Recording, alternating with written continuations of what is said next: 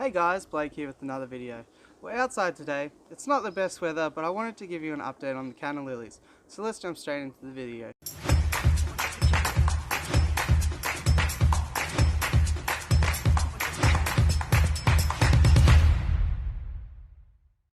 For those of you that are new subscribers, and I thank you a lot for your support, we seem to have been growing really well lately and I really appreciate everything that you guys have been doing for me. But a short period of time ago, I ordered some Canna Lilies online. I'll put the link to that video above, but here's how they arrived. Now, I promised you guys I'd do an update on these guys once we had something to update on.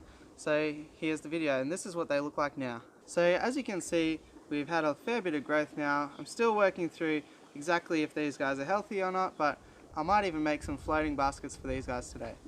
So out of all 5 bulbs, we only had one that didn't end up ever making it.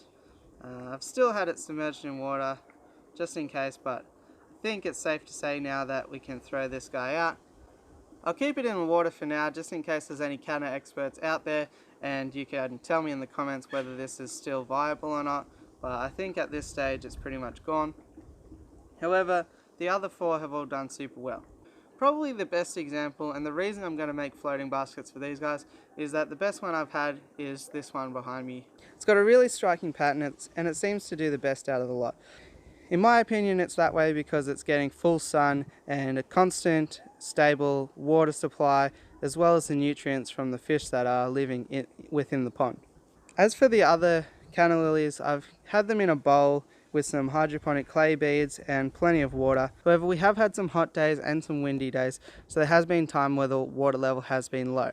As well as that, I've got it situated under the veranda, so it doesn't necessarily get full sun all day every day. The reason I decided to go with clay beads is simply to minimize root rot, so that the roots can get some circulation between the beads, not necessarily be suffocated by any sort of potting soil, or I suppose you could probably substitute for gravel, but I'm a little bit of a novice on this subject, being the first 4 Canna Lilies that I've ever grown. Okay, so what I recommend starting with from this build is 2 apprentices, an offcut of foam, a circular saw, a hole saw, and some net pots. And this is the materials I'm going to use to build these floating planters for these Canna Lilies. They're not the most aesthetically pleasing things in the world, but they're certainly functional and very cheap. These items I just had lying around the garage, so that's about as cheap as you can get, really. Okay, so we've got the holes drilled now, and you just want to make sure that the holes are not the top diameter, because obviously then it will fall through. This is a double. I just find it to be a bit more stable. Eventually I'll probably tidy up the edges a bit, make it look a bit more pretty, but you could always just cut a diameter around here and then just have single floating pots too. However, with the height of these Canna Lilies, I just want the extra stability from putting 2 together. Okay, so here you can see one of the finished products in the pond. As I sort of touched on, they're not the prettiest things in the world, but once you get a beautiful big plant growing out of them, the foliage of the plant should hopefully take away from the unfortunate aesthetic of the polystyrene. As well as that, it won't be this crispy white color forever, so once we have a few rains and a bit of dirt and stuff like that, it will change a little bit and not become so stark. So the next step now is to take out the Canna Lilies and plant them in the net pots. So I'm going to try my hardest to do this one-handed. We might start off with the smaller one, and with the clay beads it makes it really easy because you can just pull it straight out. There's some there, so I'll just shake them loose. And that is how it has turned out. So this should be a good size for this net pot. I think from memory they're a 3-inch net pot, but I'm not really sure. So to finish it off, it's super simple. All it is just a matter of placing the lily in the pot and then placing the clay beads around it. If you really want to get precise, you can take some of the roots and poke them through the bottom, but I'm not overly fussed about that at this stage. So it looks like this is a perfect fit for this net pot, and I'm just going to fill in with the clay beads now.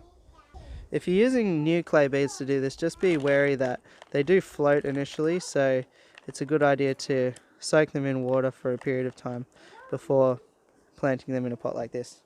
It started to rain, so I've just packed up a lot of the gear, but I still just wanted to show you this was probably the biggest one, and that's the original bulb that was sent to me, and it's shot 2 out of here. So what I'm actually going to do is just around about where my finger is here, I'm going to actually cut through there, and with any luck there should be enough roots and foliage on both ends to create 2 plants out of this. In the end I ended up with 2 net pots over there, 2 net pots over here, and 2 additional plants down here from when I've cut the bulbs.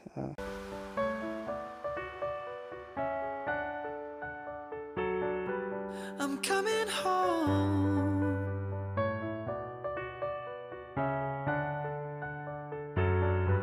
So there you have it, guys. There's my update and repotting of the Canna Lilies. Hope you enjoyed and hope you gained something out of this. If you are setting up ponds, I definitely recommend as many plants as you can get. Why not make use of the free high-powered lighting that the sun offers, and give as much habitat as you can for little micro crustaceans and stuff to just have the best success you can breeding fish and keeping fish outside in ponds. If you like this video, please like, subscribe and all that fun stuff, and I'll catch you on the next one. Thanks for watching.